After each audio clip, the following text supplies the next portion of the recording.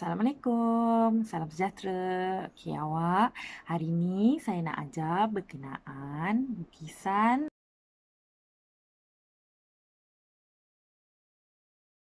Lepas kita dah belajar macam mana kita nak buat pembesaran dan pengecilan melalui kaedah nisbah sisi. Jadi untuk kelas hari ini, cikgu nak masuk untuk kaedah nisbah luas pula. Okey. So, nisbah luas ni dia berbeza sedikit. Okey, cara nak buat dia pun berbeza dengan kaedah nisbah sisi. Dan cikgu akan tunjukkan satu persatu lah langkah kerja dia. Okey. So, nisbah luas ni kalau dalam modul latihan start daripada nombor 7. Okey, latihan dia start daripada nombor 7. Jadi, cikgu akan tunjukkan contoh untuk nombor 7. Okey, first step is baca soalan dulu. Okey, so nombor 7 dia suruh besarkan pencontoh. Okey, ni pencontoh kan. Pada rajah 7 mengikut nisbah luas 5 nisbah 3. Okey, so first step dia kita perlu gariskan dulu. Okey, kita nampak AB ni dia tak ada garisan kan. So kita gariskan dulu garisan dia. Garis straight.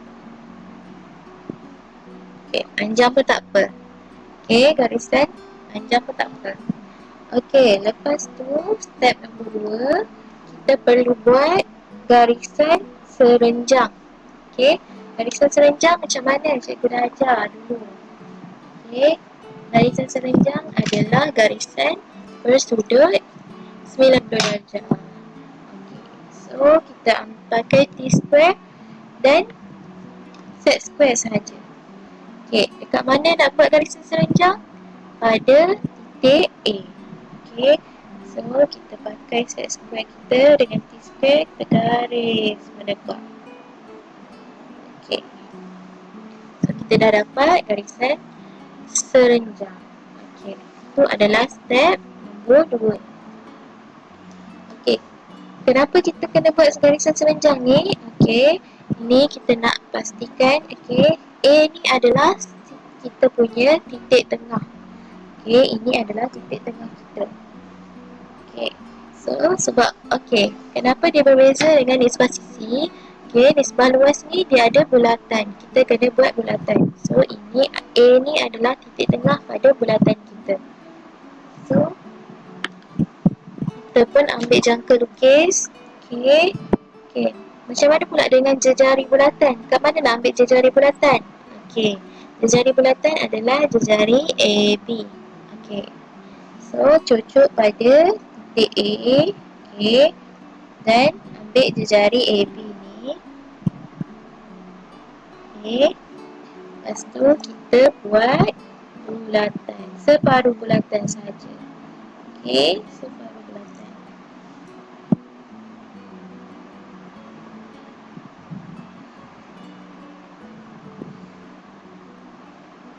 Okay, cikgu buat banyak kali sebab cikgu takut tak nampak. Okay. Okay, so cikgu dah dapat separuh bulatan cikgu. Okay. Lepas tu, itu adalah step nombor 3. Okay, cikgu ulang. First kali cikgu panjangkan supaya kita nampak garisan ni. Okay. Lepas tu cikgu buat garisan menegak pada A. Okay, A sebagai titik tengah, cikgu buat separuh bulatan. Okay.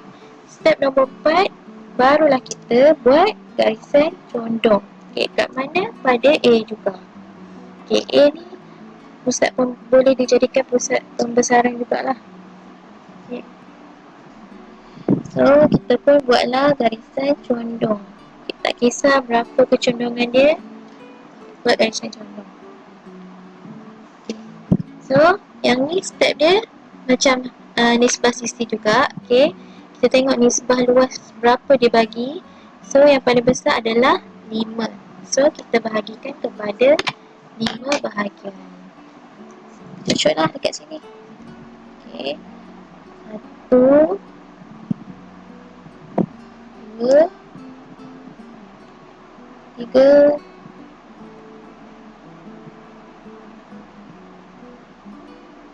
4 dan 5. Lepas tu kita label lah supaya kita lebih nampak. 1, 2, 3, 4 dan 5. Okey, lepas tu bila kita tengok soalan, dia kata nisbah 5, nisbah 3 kan. So, dekat titik 3 ni, kita gariskan ke sini. Okey, ke hujung bulatan tadi. Okey, so nombor 3, garis ke hujung bulatan. Itu adalah step nombor berapa dah? Nombor 5. Okey, so gariskan dulu. Okay, so kat sini kita sebenarnya dah boleh label 3 prime. Okay, sebab ni 3, kita labelkan 3 prime kat sini. Okay, lepas tu kita bina garisan selari dia. Okay, kita selarikan dia. Selarikan pada mana? Okay, kat mana kita nak selarikan? Kita tengok soalan. Okay, kat 5. Sebab dia bagi nisbah 5, nisbah 3. So, kita selarikan pada 3 ni pada nombor 5. Okay, so nombor 5 kat sini. Okey, so dapatlah kita labelkan sebagai 5 prime. Okey, sebab 5 prime. Okey, lepas tu kita perlu buat satu lagi bulatan. Okey, bulatan yang sama macam tadi. Cuma macam mana nak buat bulatan tu, kita kena dapatkan titik tengah dia. So, kita bahagikan garisan antara B dan 5 prime. Okey, macam mana nak bahagi garisan? Buka jangka lukis dan bahagi saja garisan. Okey, tanda. Okey, kat 5 prime ni cocok kat sini. Okey, tanda dan tanda. Okey, so lepas tu kita boleh gariskan dia. Okey, bila kita garis, kita nampak apa ni kat sini? Ini adalah titik tengah. Okey, so daripada titik tengah tu lah kita akan bina bulatan. Okey, jejari apa? Jejari titik tengah ni dengan 5 prime tadi. Buka sampai 5 prime. Okay, so buatlah bulatan.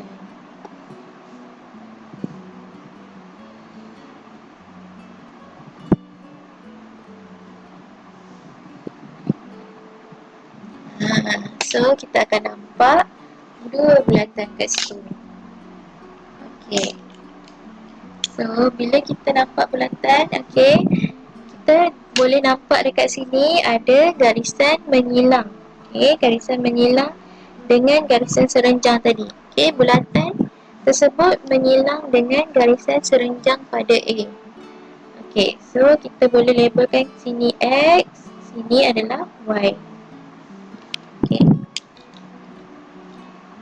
Lepas tu bila kita dah dapat macam ni, kita pun bina garisan selari. Okey, mula kita gariskan dulu X kepada B. Okey, X kepada B. Lepas tu kita selarikan garisan ni, kita selarikan ke Y. Okey. Okey. So daripada Y ni kita pun selarikan ke sini. Okey, kat sini lah barulah kita dapat B prime kita. Okay, panjang sikit step dia nak dapatkan B prime. Kalau tadi kita terus dapat B prime kita. So yang ni memang ni lah step dia. Kena buat benda ni dulu barulah dapat B prime. Okay, bila dah dapat B prime, step dia dah sama dah. Okay, macam tadi juga, bina garisan pancaran. So kita buat satu-satu lah. AC. Okay, pancarkan. Lepas tu kita selarikan. Okay, selarikan pada titik B prime tadi, biar dia bersilang pada garisan pancaran. Okay, so dapatlah C prime kat sini. Lepas tu kita ulang lagi step yang sama. Kita buat garisan pancaran. pada AD ni. Okay, lepas tu kita selarikan lagi garisan di sini, kita selarikan lagi kat sini. Okay, so kita dapatlah D prime kat sini. And then last sekali kita selarikan yang ini. Okay, dapatlah kita punya objek, pembesaran objek kita.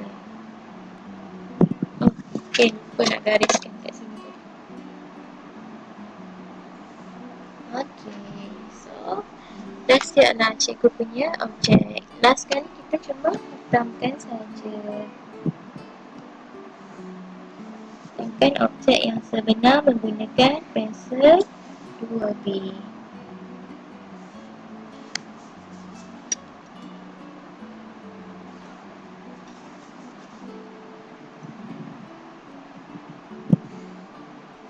Okey, dah siap soalan nombor 7.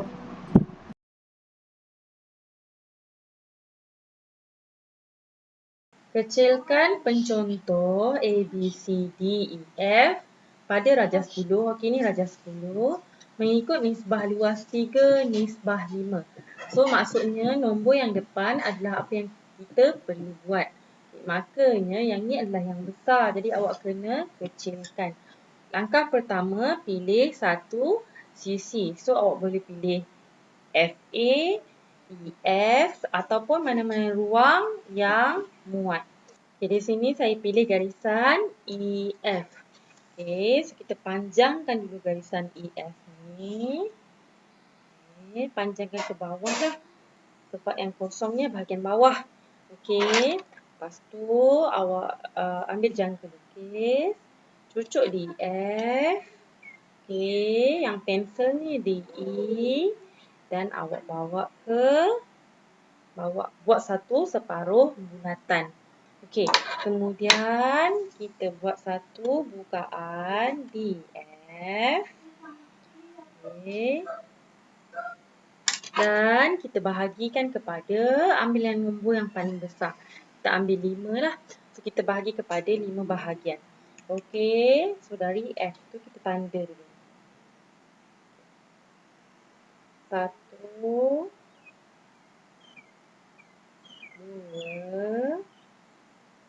3,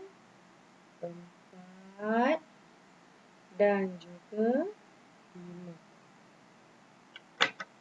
Sebabkan dia nak kecilkan, maka ini yang besar. Jadi yang 5 dengan yang 3. So, yang 5, titik ini kita boleh anggap sebagai F prime. Maka 5 dengan F prime, awak garis. Kemudian selarikan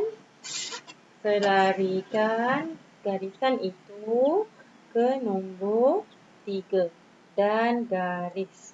Okey, di sini kita akan dapat satu titik. Okay. Saya anggap ini sebagai M. Okay, antara M dengan E awak perlu bahagi 2. Makanya buka jangka lukis awak. Agak separuh antara M dan E. Lepas tu awak bahagi 2. Tanda atas, tanda bawah. Cucuk di E, tanda atas, tanda bawah. Kalau tak sampai macam ni tak apa. Ambil semula di M. Okey, dan tanda semula. Okey, kemudian awak garis. Bila dah garis, kita dapat satu titik tengah. So, dari titik tengah ini, dari titik tengah ke E adalah satu jejari baru. Okay, jejarinya kita akan buat begitu.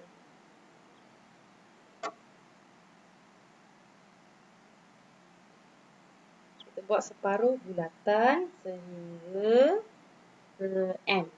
Okey, kemudian awak perlu buat satu garisan lurus dari F. Okey. So, dari F ni turunkan secara lurus. Okey. Lepas tu panjangkan juga EF. Okey, dan ini saya tandakan sebagai W dan W prime. Selarikan W prime ke E. Okay, bawakan ke W untuk kita cari E prime. Okay, so kat sini akan jadi E prime. Okay, so, kemudian kita akan buat garisan pancaran. Okay, garisan pancaran daripada F. Jadi macam juga nisbah sisi, maknanya awak kena pancarkan semuanya. Okey, sebab kita nak kecilkan dia. Okay, semua titik yang ada. F ke A, F ke B, F ke C. Titik tengah ni saya anggap satu R dan satu S. Okay. Titik tengah pun perlu. Okay. Disebabkan dia separuh bulatan, maka kaki dia pun awak perlu juga tunjukkan. Sama juga dengan kaki satu lagi. Kemudian titik D. Dan last sekali adalah titik S.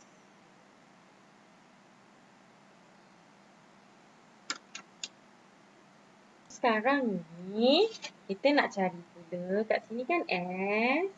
So maknanya kita nak cari S prime. Okey. So S tu kita garis. Okay, gariskan S ke E. Garis S ke E. Kemudian kita selarikan S ke E ni, kita bawa ke E prime. Okey, tinggikan sikit. Bawakan ke E prime. Okay. Kat sini akan jadi S prime. Makanya dari S prime ke E prime boleh buat lengkung ke D. Okey, so kita akan dapat D prime. Okey. Ambil jangka kelukis, cucuk pada S prime ke E. Okay, sehingga jumpa garisan pancaran D. Kat sini akan jadi D prime. Okey, seterusnya dari D prime ke C prime, kita larikan. Okey, kita larikan garisan CD. Okey, so CD itu, okey, bila awak dah selarikan dia, so bawa ke D prime tadi. Yang ni kan D prime kan? Okey, so bawa sehingga jumpa garisan pancaran C. Okey.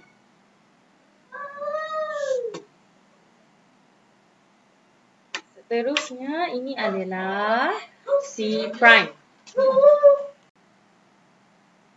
Dari C prime nak cari pula D prime. Okey. Makanya selarikan CD.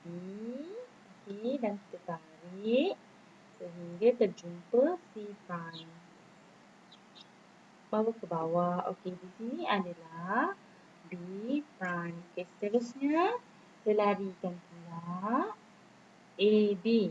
So, makanya AB awak garis.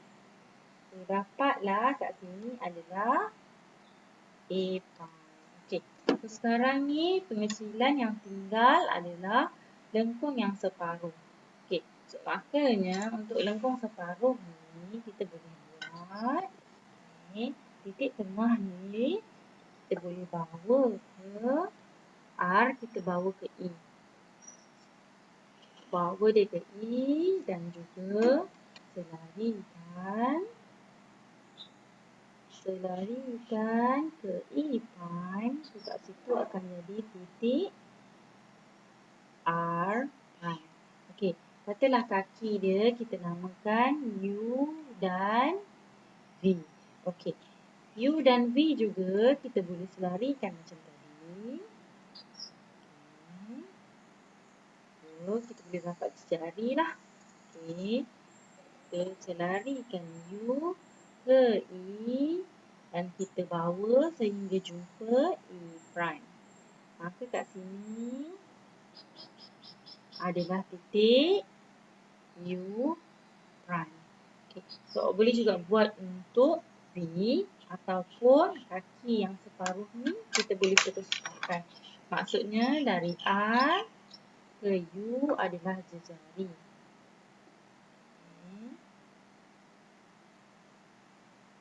Okay. Dia adalah jejari. Kita buat je satu lengkung sehinggalah berjumpa dengan kaki V di sini. So, makanya awak boleh juga selarikan URV bawa ke UR. Cak garis. Bila garis. Dia akan duduk di situ.